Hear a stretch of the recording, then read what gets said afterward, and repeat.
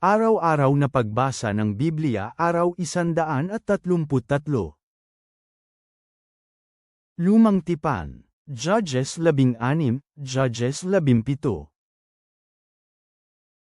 Bagong Tipan, John 7:45-53, John 8:1-11. Pagkatapos bumalik ang mga opisyal sa mga punong pari at mga pariso, na nagsabi sa kanila, bakit hindi ninyo siya dinala? Sumagot ang mga opisyal, walang pang tao ang nagsalita kailanman ng katulad nito. Kaya sinagot sila ng mga pariso, kayo ba ay nailigaw na rin? Mayroon ba sa mga namumuno o kahit sino sa mga pariso ang sumampalataya sa kanya? Ngunit itong maraming tao na hindi alam ang batas, sila ay sinumpa. Sinabi ni Nicodemo sa kanila, siya na kabilang sa mga pariso na pumunta noong una pa kay Jesus. Ang ating batas ba ay humahatol sa isang tao nang hindi muna marinig siya at nabatid kung ano ang kanyang ginagawa? Sumagot sila at sinabi sa kanya, nanggaling ka din ba sa Galilea? Saliksikin at tingnan mo na walang propetang manggagaling sa Galilea, pagkatapos bawat tao ay nagtungo sa kanilang sariling bahay. Si Jesus ay nagtungo sa bundok ng mga Olibo.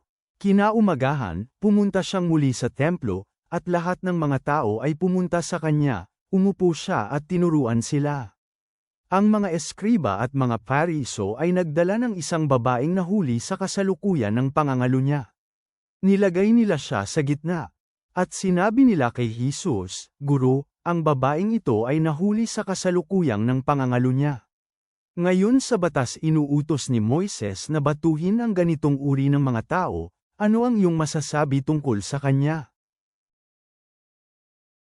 Sinabi nila ito upang bitagin siya upang mayroon silang may paratang sa kanya, ngunit yumuko si Jesus at sumulat sa lupa gamit ang kanyang daliri.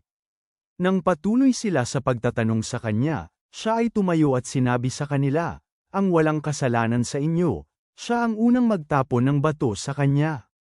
Muli siyang yumuko at nagsulat sa lupa gamit ang kanyang daliri.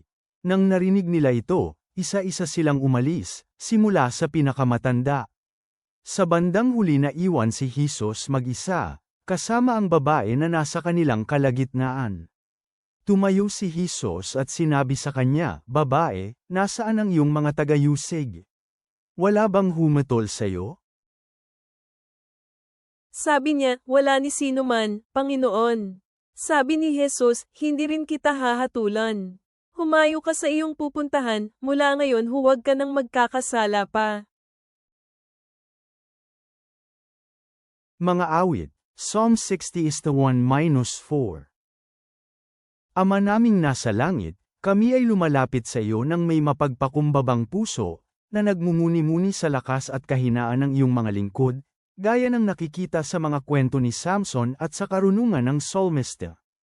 Hinihiling namin ang iyong gabay upang makilala ang tama mula sa mali, tulad ng iyong ipinagkaloob na karunungan sa mga humingi nito sa bagong tipan.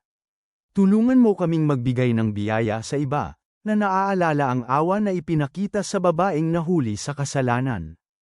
Naway umasa kami sa iyong lakas at hanapin ang iyong kalooban sa aming mga desisyon, na nagtitiwala sa iyong walang hanggang pag-ibig. Naway ang iyong kabutihan at awa ang maging gabay namin sa aming paglalakbay. Amen.